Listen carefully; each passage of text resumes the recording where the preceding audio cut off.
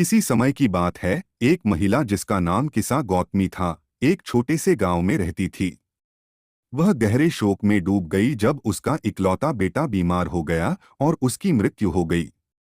शोक में डूबी किसा गौतमी अपने बेटे के शरीर को लेकर हर पड़ोसी के पास गई, उनसे विनती करते हुए कि कोई उसे जीवित कर दे।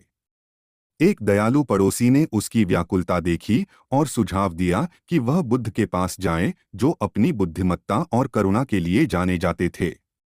किसा गौतमी उम्मीद की किरण पकड़कर बुद्ध के पास गई और उनसे मदद की विनती की।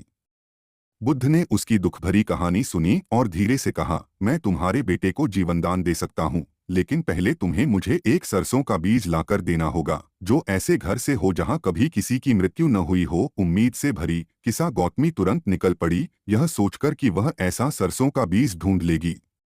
किसा गौतमी हर घर गई और लोगों से पूछा, लेकिन हर जगह उसे वही उत्तर मिला, हर घर ने किसी न किसी प्रियजन को खोया था।